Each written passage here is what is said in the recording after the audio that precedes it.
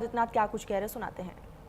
भगवान की, पवन सुत हनुमान की, पवन सुत हनुमान की, वृंदावन बिहारी लाल की, वृंदावन बिहारी लाल की, भारत माता की, भारत माता की। नमः पार्वती पतिये हर हर।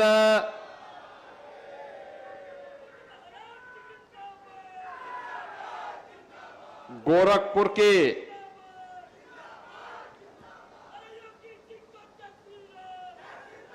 लगभग 1000 करोड़ रुपए की परियोजनाओं के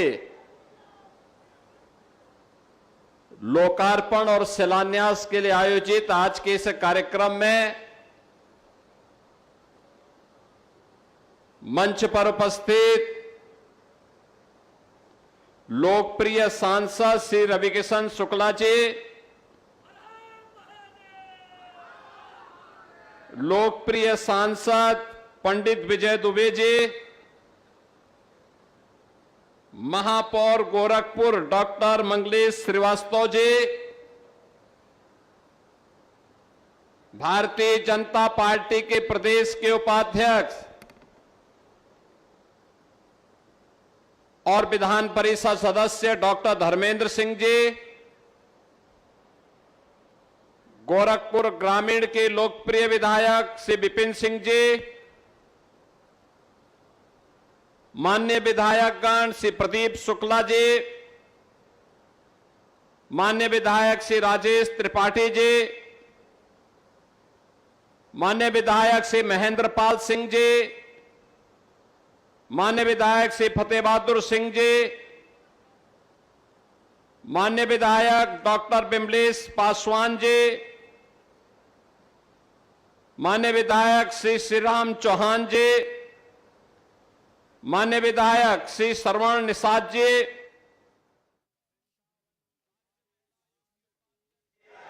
भारत माता की, भारत माता की।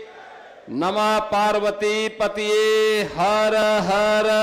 वृंदावन बिहारी लाल की, वृंदावन बिहारी लाल की, भारत माता की, भारत माता की। नमः पार्वती पतिये हर हर।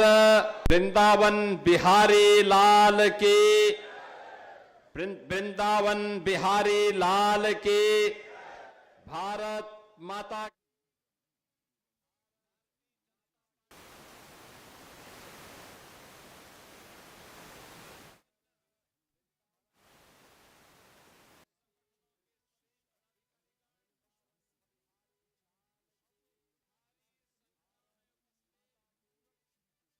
गोरखपुर के सभी उपस्थित बहन और भाइयों, नौजवान साथियों एवं प्यारे बच्चों,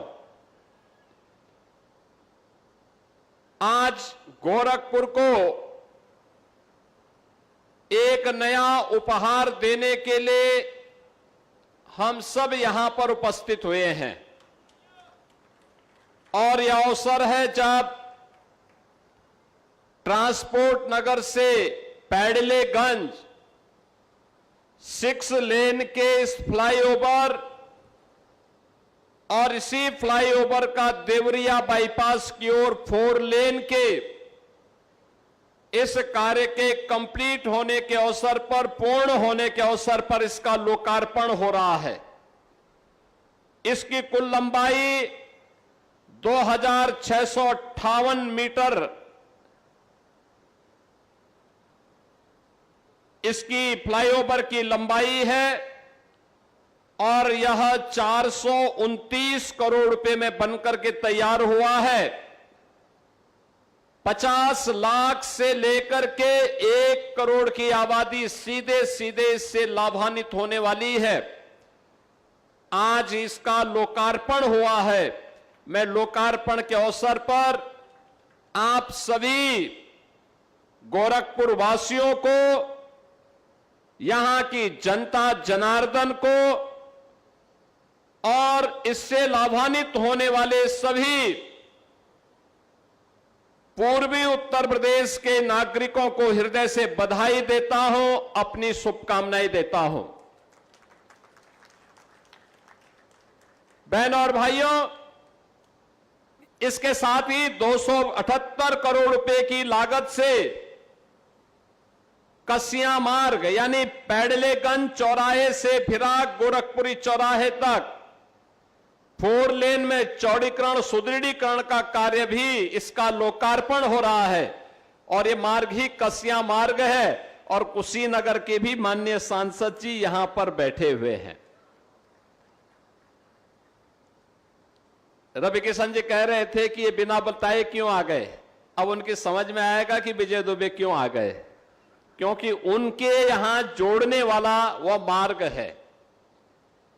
इसके साथ ही 104 करोड़ रुपए की लागत से एयरफोर्स स्टेशन गोरखपुर में एक नए एमईएस ऑफिस कॉम्प्लेक्स और उनके इंफ्रास्ट्रक्चर शिफ्टिंग के कार्य को निर्माण कार्य पूरा हुआ है। और साथ ही साथ गुलरिया में पुलिस के बैरक और हॉस्टल के निर्माण के कार्य का भी आज उद्घाटन हो रहा है। नए कार्यों की श्रृंखला में गोरखपुर में नंदानगर पुलिस चौकी से शमशेर गेट यानी आकाश बिहार डोमेस्टिक एरिया तक मार्ग पर पड़ने वाले यहां पे वाल लेवल क्रॉसिंग है तो अंडरपास और सर्विस रोड के निर्माण का शिलान्यास का कार्य भी हो रहा है, जिसकी लागत लगभग 75 करोड़ रुपए है। 50 करोड़ की लागत से गोरखपुर में हम लोग स्मार्ट सिटी योजना के अंतर्गत एक साइंस म्यूजियम का निर्माण कार्य प्रारंभ करने जा रहे हैं। इसके साथ ही गोरखपुर में रवि किशन जी को नहीं पता है, लेकिन गोरखपुर में एक श्रमजीवी महिला हॉस्टल लोक माता अहिल्याबाई होलकर के नाम पर निर्माण कार्य हम प्रारंभ करने जा रहे हैं। 47 करोड़ रुपए इसके लिए दिया गया है। 500 कामकाजी महिलाओं के लिए हॉस्टल की सुविधा यहां उपलब्ध कराई जाएगी। इसके साथ ही राजकीय महिला पॉलिटेक्निक में सेंटर ऑफ एक्सीलेंस के लिए, जिसमें इमर्जिंग टेक्नोलॉजी के लिए वहां पर अच्छे लैब्स बनेंगे, आर्टिफिशियल इंटेलिजेंस के लिए, ड्रोन टेक्नोलॉजी के लिए, रोबोटिक के लिए, 3D प्रिंटिंग के लिए, ये सभी प्रकार की सुविधा बालिकाएं गोरखपुर में महिला पॉलिटेक्निक में ही प्राप्त कर पाएंगी। इनका शिलान्यास का कार्य भी आज यहां पे हो रहा है। कुल मिलाकर के ये लगभग 1000 करोड़ रुपए की परियोजनाओं के लोकार्पण और शिलान्यास के साक्षी आप सब बन रहे हैं। इस अवसर पर मैं आप सभी को हृदय से बधाई देता हूं। बहनों और भाइयों, ये जो इंफ्रास्ट्रक्चर है ये आवागमन को आसान बनाने का एक माध्यम है। और याद रखना, आवागमन का माध्यम जितना तेज होगा, जितना समय की बचत होगी, उतनी ही तीव्र गति से प्रगति भी होगी। और प्रगति होगी तो समृद्धि अपने आप ही आएगी। फिर समृद्धि को कोई रोक नहीं सकता है।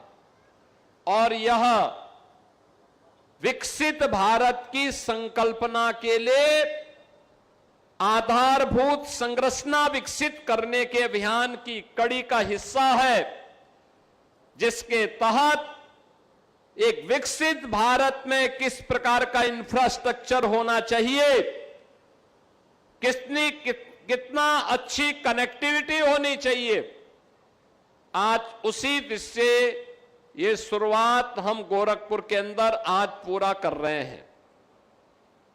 याद करिए, आज हमारी लखनऊ से गोरखपुर की जो कुल दूरी हो गई है या 3.25 घंटे के अंदर हम पूरा कर सकते हैं। आज से 9 साल पहले, 10 साल पहले इस दूरी को तय करने में 7 से 8 घंटे लगते थे। गोरखपुर से वाराणसी की दूरी तय करने में मात्र 2.5 घंटे का समय लग रहा है। आज से 7 साल पहले, 8 साल पहले इस दूरी को तय करने में समय लगता था 5 से 6 घंटे। आज यहां से कुशीनगर की दूरी तय करने में 1 घंटा लगता है। इससे पहले लगता था 2.5 से 3 घंटा। यानी ये आधुनिक इंफ्रास्ट्रक्चर, सड़क, रोड की कनेक्टिविटी कितनी बेहतर हुई है, यह भी आपके सामने। और साथ साथ एयर कनेक्टिविटी भी। दुबे जी ने तो अपने यहां इंटरनेशनल एयरपोर्ट बना दिया कुशीनगर में।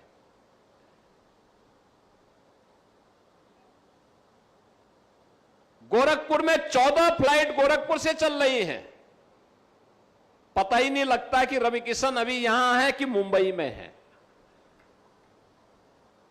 एयरक्राफ्ट में बैठे मुंबई, सुबह ब्रेकफास्ट वहां किया, दोपहर में गोरखपुर, फिर दोपहर में 1 घंटे 2 घंटे गोरखपुर में रहे, फिर मुंबई। नहीं, मैं ऐसे बोल रहा था। यानी इतनी अच्छी कनेक्टिविटी हो गई है। और रेलवे, अब वंदे भारत भी है, अमृत भारत भी है, अच्छे स्टेशन बन रहे हैं। यानी कनेक्टिविटी अच्छी हुई है और सुविधाएं भी बढ़ी हैं। इंसेफ्लाइटिस से पहले मौतें होती थी, बीमारी यहां की नियत बन चुकी थी। मासूम बच्चे इसी सीजन में हजारों की संख्या में इंसेफ्लाइटिस की चपेट में आते थे। लखनऊ में बैठी हुई सरकारों के कानों में जूं नहीं रेंगता था। रुई डाल करके सो जाते थे, उनको पता ही नहीं लगता था। किसी गरीब की पीड़ा उनको नजर नहीं आती थी। याद करिए, आज जो हमारा युवा है, 15 साल से 25 साल की उम्र का नौजवान, इसके जीवन के साथ इस समाजवादी पार्टी और कांग्रेस के लोगों ने जितना अत्याचार किया, जितना शोषण किया, उसको शब्दों में व्यक्त करना वास्तव में इनकी सच्चाई को दिखाना, सबके सामने दिखाना होता है। यहीं पे आज से 7 साल पहले तक हजारों की संख्या में बच्चे इंसेफ्लाइटिस की चपेट में आते थे। कुशीनगर, देवरिया, महाराजगंज, गोरखपुर, संत कबीर नगर, बस्ती, सिद्धार्थनगर, बलरामपुर, श्रावस्ती, और आज गोरखपुर में बीआरडी मेडिकल कॉलेज भी अच्छा हो गया, एम्स भी खुल गया, कुशीनगर में मेडिकल कॉलेज बन गया, देवरिया में मेडिकल कॉलेज बन गया, महाराजगंज में मेडिकल कॉलेज बन गया, सिद्धार्थनगर में मेडिकल कॉलेज, बस्ती में मेडिकल कॉलेज, बलरामपुर में मेडिकल कॉलेज, गोंडा में मेडिकल कॉलेज, बहराइच में मेडिकल कॉलेज। मेडिकल कॉलेज की एक लंबी श्रृंखला। इस बीमारी का मुख्य कारण था मच्छर, और मच्छर का मुख्य कारण था गंदगी। रामगढ़ ताल आज सुंदर हुआ है। अलग विषय है कि रामगढ़ ताल अच्छा हुआ, वहां सबसे पहले सांसद जी ने जमीन खरीद दी, अच्छा मकान बनाया। आपको भोजन भी करवाए थे ना एक दिन। कितने लोगों ने भोजन किया था? 5 लोग, केवल 5 ही लोगों ने। दो हाथ खड़ा के, एक हाथ खड़ा करना है तो 4 हो गए। 4 लोगों ने भोजन किया और मुझसे कह रहे थे कि मैंने 50,000 लोगों को पाए। 50,000 होता तो यहां भी तो हाथ खड़ा होता।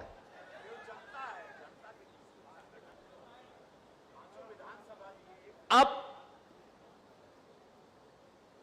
रामगढ़ ताल आज से 10 साल पहले क्या स्थिति थी? सुनसान था, गंदगी थी, मच्छर थे, और किसी की हत्या कोई अपराधी करता था वहां फेंक के चला जाता था, पता ही नहीं लगता था। और आज पर्यटन का सबसे बड़ा केंद्र है। देर रात्रि में हजारों की संख्या में लोग परिवार के साथ घूमते हुए दिखाई देते हैं।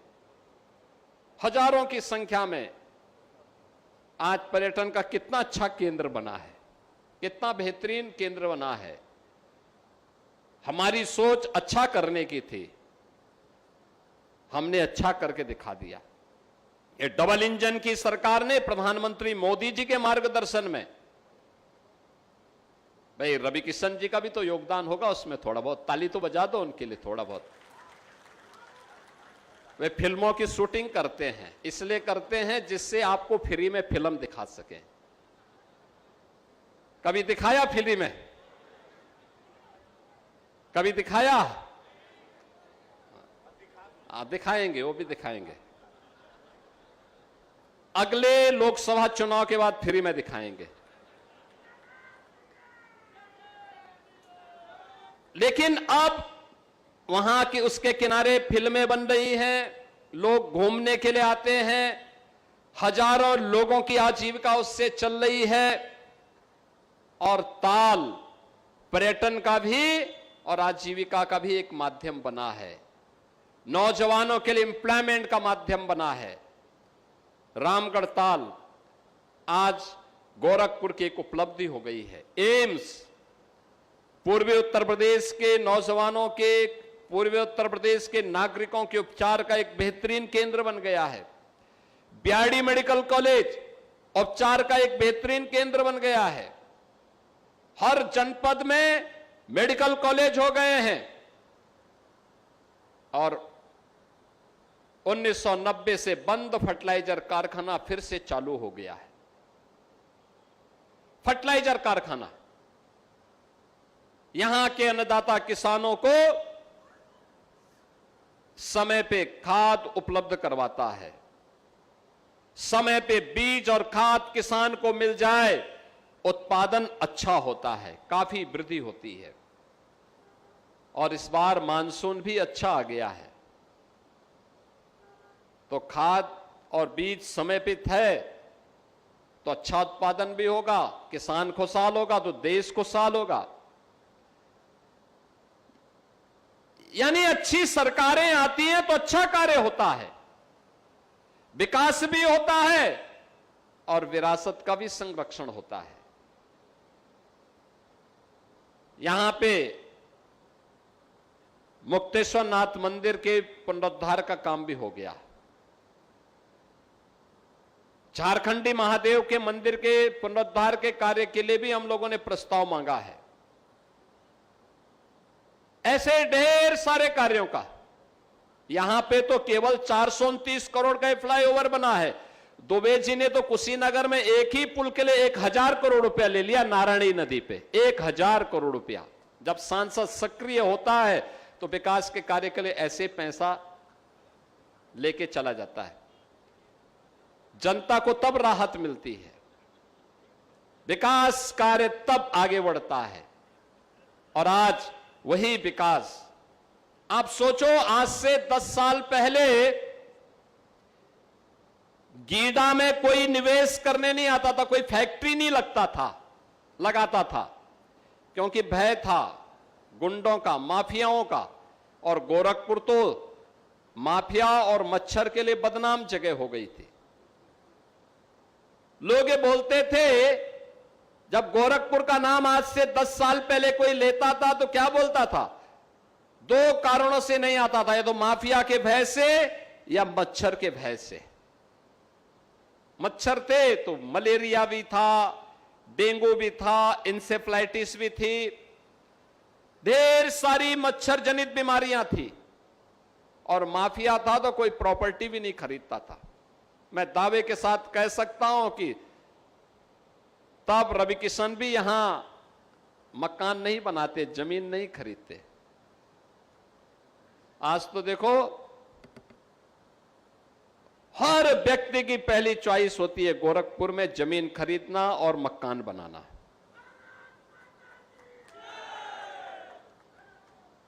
अच्छा कार्य होता है तो सब अच्छा ही अच्छा होता है, और अब लोगों ने निवेश करना भी प्रारंभ कर दिया। सुरक्षा का माहौल मिला तो निवेश भी हुआ। कितना अच्छा निवेश हुआ। 50,000 नौजवानों को अकेले गीडा में जो उद्योग लगे हैं इनमें नौकरी मिली है, रोजगार मिला है। बंद कारखाने फिर से प्रारंभ हुए हैं। 2007 से लेकर 2017 तक 10 वर्ष में समाजवादी पार्टी, बहुजन समाज पार्टी और कांग्रेस के गठबंधन ने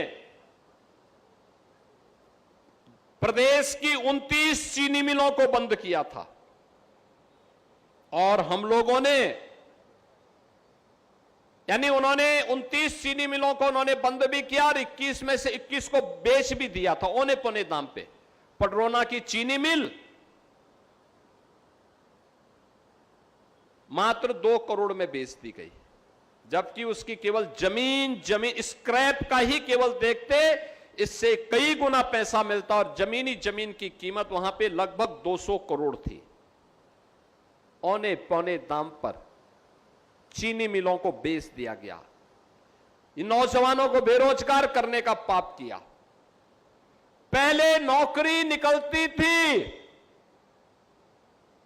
तो युवाओं के साथ समाजवादी पार्टी के लोग छल करते थे, भेदभाव करते थे। सेफाई सिंडिकेट का कब्जा होता था नौकरी पे। नौकरी पे नौजवान को नहीं आने देते थे। आज तो मैं कह सकता हूं नौकरी आती है, बिना भेदभाव के चयन होता है, और अब गोरखपुर का नौजवान भी यूपी पुलिस की भर्ती होती हो या शिक्षकों की भर्ती होती हो या यूपी पब्लिक सर्विस कमीशन में उप जिलाधिकारी या डिप्टी एसपी के पद के लिए भी उनका चयन होता है। और लखनऊ में जब मैं उससे पूछता हूं भाई कहां से, कहता मैं गोरखपुर से हूं, जोर से बोलता मैं गोरखपुर से हूं, तो मुझे अच्छा लगता है। गोरखपुर का नौजवान का सिलेक्शन बिना किसी सिफारिश के उसकी योग्यता के अनुसार हो जाता है। बहनों और भाइयों, ये भेदभाव नौजवानों के साथ किसी ने किया तो कांग्रेस और समाजवादी पार्टी ने किया। उनकी नौकरियों में डकैती डाली गई, उनके अधिकारों को कम करने का काम किया गया, उसे हर प्रकार से ठगने का काम किया गया। याद करिए, जब नौजवान के सामने पहचान का संकट होगा तो ये पहचान का संकट बहुआयामी संकट को पैदा करेगा। उसकी पढ़ाई लिखाई पर, उसकी नौकरी रोजगार पर, उसके व्यवसाय पर, उसकी प्रगति पर, उसकी समृद्धि पर, उसके आने वाले भविष्य पर ढेर सारे प्रश्न खड़ा करेगा। और उस ढेर सारे प्रश्न का समाधान किसी ने निकाला है तो प्रधानमंत्री मोदी जी के नेतृत्व में डबल इंजन की सरकार ने निकाला है। डबल इंजन की सरकार ने बिना भेदभाव के आज नौजवानों को नौकरी मिल रही है। हमने अकेले यूपी के अंदर 9 वर्ष में हमने 9 लाख नौजवानों को नौकरी दी। हमने यहां के परंपरागत उद्यम को जो बंद हो चुका था, 1 डिस्ट्रिक्ट 1 प्रोडक्ट के माध्यम से उसे पुनर्जीवित किया। 3.25 करोड़ नौजवान और कारीगर फिर से रोजगार प्राप्त किए और अपना उद्यम प्रारंभ किए। 65 लाख नौजवानों को निवेश के माध्यम से जो उद्योग लगे हैं उनमें नौकरी मिली है। इस 17 के पहले उत्तर प्रदेश में संभव नहीं था, क्योंकि 17 के पहले तो दंगे होते थे, अराजकता चरम पर थी। 17 के पहले इसकी कोई कल्पना भी नहीं कर सकता था। आप याद करिए ना, तब होली के अवसर पे दंगा, विजयादशमी और दुर्गा पूजा के समय दंगा, रामनवमी के समय दंगा, जन्माष्टमी के आयोजन को नहीं होने देते थे, कावड़ यात्रा नहीं निकलने देते थे।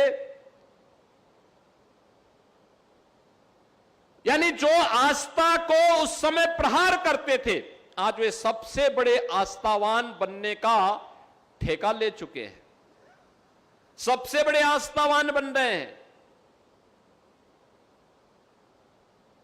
जिन लोगों ने राम जन्मभूमि मंदिर निर्माण के मार्ग में बाधाएं खड़ी की, राम जन्मभूमि आंदोलन के दौरान राम भक्तों पर गोलियां चलाई, राम मंदिर के मार्ग के लिए बाधाएं खड़ी करने के लिए उच्चतम न्यायालय में अपने अधिवक्ता खड़े किए विरोध में, वे लोग आज आस्था की बात कर रहे हैं। जो लोग हमेशा आपकी आस्था के साथ खिलवाड़ करते थे, जो नौजवानों के भविष्य के साथ खिलवाड़ करते थे, जिन्होंने अन्नदाता किसानों के हक को छीना, जिन्होंने व्यापारी और बेटी के सामने सुरक्षा का संकट खड़ा किया, आज वे लोग जब इन मुद्दों पर बड़े बड़े उपदेश देते हैं तो उनके उपदेश हास्यास्पद लगते हैं। और इसलिए बंधुओं, मैं आप सबसे कहने के लिए आया हूं, आज ये विकास इसलिए हो पाया है क्योंकि सुरक्षा का माहौल है, डबल इंजन की सरकार है, बिना भेदभाव के विकास की योजना का लाभ हर गांव, हर गरीब, हर किसान, हर नौजवान, हर महिला तक पहुंचाने के लिए संकल्पित ये सरकार है। और उस कार्य के साथ जब सभी लोग मिलकर के कार्य करते हैं, मैं यहां पे आपने पार्षद, महापौर, विधायक, सांसद ये सब चुने, ये सब चुनने का परिणाम क्या है? विकास इतनी तेजी के साथ हो रहा है, इतनी तेजी के साथ विकास भी आगे बढ़ रहा है। मैं देख रहा था, एक दिन बारिश हुई थी, रवि किशन जी पानी में हल करके जा रहे थे, जल निकासी का कार्य अपने हाथ से नाली साफ कर रहे थे। तो मैंने तो उनको कहा कि भाई वो जो अतिक्रमण है वो उसको हटवा दीजिए, अपने आप ही नाली साफ हो जाएगी, हाथ से साफ करने की नौबत ही नहीं आएगी। मैं अपील करूंगा आप सबसे, बरसात का समय है, एक तो स्वच्छता पे ध्यान देना होगा। जहां खाली जगह जमीन हो, आपको लगता है कि आपके लिए कोई उपयोगी नहीं, उसमें वृक्ष लगाइए, वह ऑक्सीजन देगा। हर व्यक्ति एक एक पेड़, दो दो पेड़ लगाना शुरू करे। रवि किशन जी, आपने पेड़ लगाए? कितने कितने कितना कितना? एक? हाँ। लगाए नहीं, कह रहे मेरा घर पहले से घिरा हुआ है पेड़ों से। पेड़ लगाएंगे, आपसे मैं कहूंगा एक एक पेड़ हर व्यक्ति लगाएगा, एक पेड़ मां के नाम। और आप लोगों ने 12 जुलाई के अभियान के साथ जुड़ करके अभियान का हिस्सा बने थे। एक पेड़ मां के नाम, एक पेड़ मां के नाम हर खाली जमीन पे लगाना, लेकिन सिंगल यूज प्लास्टिक से अपने को दूर रखना। प्लास्टिक के कप, गिलास, पॉलिथीन या फिर थर्माकोल, इसका उपयोग नहीं करना है। घर का कूड़ा नाली में नहीं फेंकना या सड़क पे नहीं फेंकना है, उसको कलेक्ट करके रखिए, डस्टबिन में रखिए। कूड़ा कलेक्शन करने वाली गाड़ी आएगी तो उसमें डालना है, या फिर उसको किसी न किसी रूप में जब जो डस्टबिन हो उस डस्टबिन में ही डालें। अतिक्रमण नाला और नालियों में मत होने दीजिए। अगर कोई व्यक्ति नाली के ऊपर, नाली के बीच में स्लैब डाल करके कब्जा कर लेगा तो स्वाभाविक रूप से जल निकासी बंद हो जाएगी, तो ओवरफ्लो होकर के नाला फिर से अगल बगल के क्षेत्रों में पानी फैलाएगा, फिर वही मच्छर पैदा करेगा। मच्छर से ही मलेरिया, डेंगू, इंसेफ्लाइटिस हो गए, ये सब बीमारियां आएंगी। क्या फायदा है? हमें सावधान रहना होगा, शुद्ध पेयजल का इस्तेमाल करना होगा। शुद्ध पेयजल अगर नहीं है, हैंडपंप है, इस मौसम में वैसे भी पानी गर्म करके जब ठंडा हो जाए तब उसका सेवन करना चाहिए। सीधे पानी नहीं पीना चाहिए, बरसाती पानी घुस जाता है हैंडपंप पर भी और भी जगह। तो शुद्धता का ध्यान रखना, इससे किसी भी प्रकार की पेट जनित बीमारियां या विषाणु जनित बीमारियां नहीं किसी व्यक्ति को होगी। थोड़ा जागरूक रहना पड़ेगा स्वास्थ्य के प्रति, स्वच्छता के प्रति, लोगों को भी इसके प्रति सक्रिय बनाना पड़ेगा। अगर हम सब इस दिशा में कार्य करेंगे तो मुझे लगता है कि बरसात के समय में हमारी सक्रियता, हमारी जागरूकता बहुत सारे कार्यक्रमों को आगे बढ़ाएगी। और उस अभियान का हिस्सा बनने के लिए खाली जगह में जहां भी वृक्षारोपण के कार्यक्रम हो सकते हो, एक बार कभी यहां के सांसद जी, विधायक जी, महापौर जी, पार्षद और इन सब के साथ मिलकर के आपको भी अपना योगदान देना चाहिए। जो पेड़ लगाए गए उसकी सुरक्षा भी करनी है। ट्री गार्ड लगा लो, किसी को उखाड़ने मत देना, क्योंकि कुछ लोग उखाड़ने में विश्वास कर देते हैं, वो नहीं करने देना, क्योंकि ये पेड़ हमें छाया भी देगा, फल भी देगा और जीने के लिए ऑक्सीजन भी देगा, बेहतरीन सुविधा उपलब्ध करवाएगा। तो ये सभी कार्य एक साथ मिलकर के हमें आगे बढ़ाने हैं। और मेरा मानना है कि जैव विविधता का संरक्षण, और आप तो गोरखपुर वासी इस दिशा में बहुत सौभाग्यशाली हैं। इधर रामगढ़ ताल, उधर चिल्वा ताल, एक तरफ राप्ती नदी, उधर गोर्रा नदी। कितना जल है, जल ही जल है, चारों ओर जल ही जल। दुनिया के अंदर इतना जल संसाधन किसी के पास नहीं है जितना आपके पास है, लेकिन उसका उचित उपयोग करना, दुरुपयोग नहीं। लेकिन बरसात के एक एक बूंद पानी का उपयोग करना, उसके संरक्षण के लिए भी कार्य होना चाहिए। ऊपर जल जमाव न हो, लेकिन रेन वाटर हार्वेस्टिंग के माध्यम से उसको हम संरक्षित कर सकते हैं। छोटे छोटे प्लांट लगा सकते हैं, बहुत खर्चा नहीं है। थोड़ा सा प्रयास, आपका थोड़ा सा प्रयास उसको एक मजबूती के साथ आगे बढ़ाने में योगदान दे सकता है। जो विकास आज गोरखपुर में हो रहा है, हर विधानसभा क्षेत्र में, पिपराइच, कैंपियरगंज, सैजनवा, चोरी चौरा, खजनी, बांसगांव, चिल्लूपार, इन सभी विधानसभा क्षेत्रों में ऐसे ही विकास के कार्य तेजी के साथ आगे बढ़े हैं, तेजी के साथ आगे बढ़े हैं। जो प्रधानमंत्री जी बार बार कहते हैं विरासत और विकास का समन्वय, ये विरासत और विकास का समन्वय उसी क्रम का हिस्सा है जहां पे हम अपने पूर्वजों के प्रति, देवी देवताओं के प्रति कृतज्ञता ज्ञापित करते हैं। इन अभियानों के माध्यम से हर विधायक, हर सांसद किसी न किसी मंदिर के पुनरुद्धार के कार्य को आगे बढ़ा रहा है, किसी न किसी स्कूल के कायाकल्प या प्रोजेक्ट अलंकार में उसके सुंदरीकरण के कार्यक्रम को आगे बढ़ा रहा है। ये जागरूक जनप्रतिनिधि जब चुनते हैं आप, तब परिणाम आते हैं, और उसी परिणाम को देने के लिए आज ये मंच यहां पर आया है। आप सब की जिम्मेदारी है, हम सब की जिम्मेदारी है। अच्छा कार्य होता है तो उसके संरक्षण की जिम्मेदारी भी समाज को लेनी चाहिए। समाज जागरूक प्रहरी बन करके उसके संरक्षण की जिम्मेदारी भी ले। इतना अच्छा वर्ल्ड क्लास इंफ्रास्ट्रक्चर मिल रहा है, आने वाले समय में इसका लाभ यहां के लोग लेंगे, पूर्वी उत्तर प्रदेश के लोग लेंगे। जो मैंने पहले भी कहा, इस 6 लेन का ट्रांसपोर्ट नगर से पैरलेगंज तक 6 लेन का जो फ्लाईओवर बना है, और यही देवरिया बाईपास को 4 लेन का हुआ है, ये लगभग 450 करोड़ रुपए की लागत से बना तो है। 50 लाख से अधिक की आबादी इससे लाभान्वित होने वाली है। इतनी बड़ी आबादी के लाभ के लिए अब आसानी से यहां पे रुस्तमपुर में, आजाद चौक पे, ट्रांसपोर्ट नगर में किसी को भी जाम में नहीं फंसना होगा। और हमारा प्रयास होना चाहिए कि हम सार्वजनिक जमीनों पर अतिक्रमण से बचें, उन्हें आवागमन के लिए छोड़ें। आवागमन जितना आसान होगा, जितना तीव्र होगा, उतनी तीव्र गति से हम अर्थव्यवस्था को आगे बढ़ाने में सफल होंगे।